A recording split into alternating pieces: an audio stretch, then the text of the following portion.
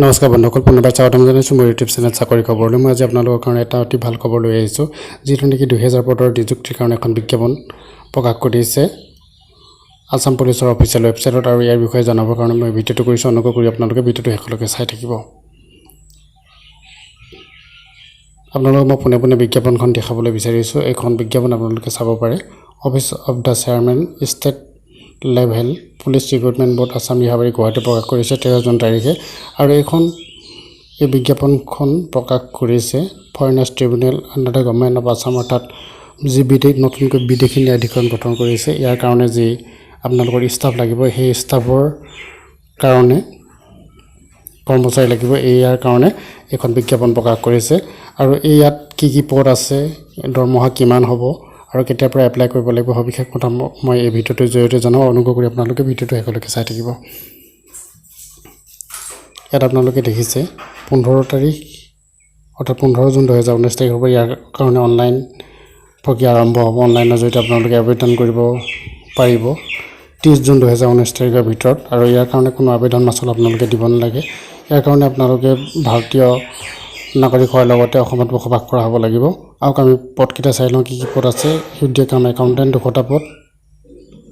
আৰু ইয়াৰ কাৰণে graduate in commerce অৰ্থাৎ বাণিজ্য শাখাৰ আপোনালোকে স্নাতক হ'ব লাগিব। তাৰপাছতে এডিশ্যনেল কোৱালিফিকেশ্যন হিচাপে 6 মান্থ এক্সপিৰিয়েঞ্চ ইন একাউণ্টেঞ্চি অৰ্থাৎ 6 মাহৰ আপোনাৰ একাউণ্টেঞ্চি আপোনালোকৰ অভিজ্ঞতা থাকিব লাগিব। ইয়াৰ দৰমহা দিছে 35,000 টকা ফিক্স পে'।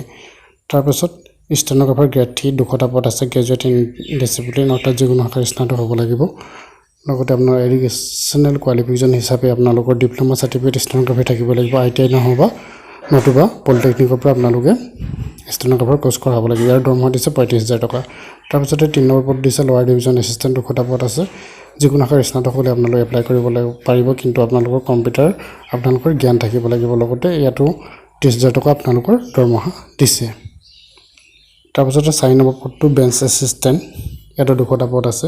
ইয়াতো যিকোনো শাখাৰ স্নাতক হ'ব লাগিব। তাৰপিছত ইয়াতো আপোনালোকৰ কম্পিউটাৰ আপোনালোকৰ অভিজ্ঞতা থাকিব লাগিব। আৰু দৰমহা হ'ব 30,000 টকা। টাইপিষ্ট আছে 200টা পদ। গ্ৰেজুৱেট ইন ডিচিপ্লিন অৰ্থাৎ আপোনাৰ যিকোনো শাখাৰ স্নাতক হ'ব লাগিব। ইয়াতো কম্পিউটাৰ আপোনালোকৰ জ্ঞান থাকিব লাগিব। 30,000 টকা দৰমহা দিছে। তাৰপিছত ডাটা এণ্ট্ৰি অপাৰেটৰ 400টা পদ আছে। এটা হায়াৰ ছেকেণ্ডেৰী উত্তীৰ্ণ হ'ব লাগিব আৰু কম্পিউটাৰ জ্ঞান থাকিব লাগিব। দৰমহা দিছে 10,000 টকা। তাৰপিছতে কপিজ, ইয়াতো 200টা পদ আছে। উচ্চতৰ মাধ্যমিক আপোনাৰ পাছ হ'ব লাগিব। ইয়াত আপোনালোকৰ ইংলিছ আৰু অফিচিয়েল লেংগুৱেজ আসাম অৰ্থাৎ অসমীয়া আৰু ইংলিছৰ ওপৰত আপোনালোকে এটা OMR বেছ আপোনালোকে পৰীক্ষা দিব লাগিব। ইয়াত দৰমহা দিছে ফিক্স হিচাপে 9,000 টকা। তাৰপিছত 8 নম্বৰ পদটো হৈছে অফিচ পিয়ন 200টা পদ আছে। ইয়াত ক্লাছ 8 পাছ হ'লে আপোনালোকে এপ্লাই কৰিব পাৰিব, কিন্তু কথা হ'ল ইয়াত আপোনালোকৰ ফিজিকেল টেষ্ট হ'ব, 9,000 টকা দৰমহা থাকিব।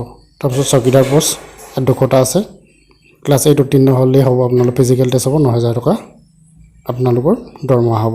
ইয়াত এটা কথা উল্লেখ কৰিছে, আপোনালোকে যদি মেট্ৰিক পাছ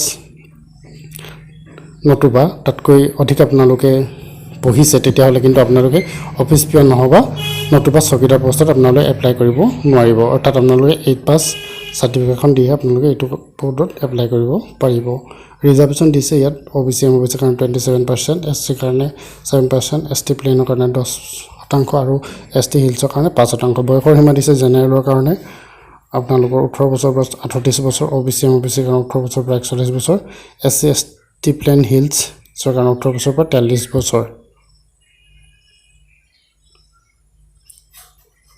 তাৰপিছত আপোনালোকে কেনেকৈ এপ্লাই কৰিব লাগিব ইয়াৰ বিষয়ে লিখি দিছে। আপোনালোকে অফিচিয়েল ৱেবছাইট police.assam.gov.in নতুবা slprb.assam.in এই ৱেবছাইটৰ মাধ্যমে গৈ আপোনালোকে এপ্লাই কৰিব পাৰিব। আপোনালোকে হেল্পলাইন নম্বৰ দিছে, কণ্টেক্ট নাম্বাৰ, আপোনাৰ যিকোনো আপোনাৰ টেকনিকেল সহায়ৰ কাৰণে এইকেইটা নম্বৰত আপোনালোকে ফোন কৰিব পাৰে। আপোনালোকে এপ্লাই কৰাৰ সময়ত আপোনালোকৰ পাছপোৰ্ট চাইজ ফটোগ্ৰাফ লাগিব। এইখিনি আপোনালোকে পঢ়ি ল'ব কেনেকুৱা ধৰণৰ কি কেটেগৰী লাগিব।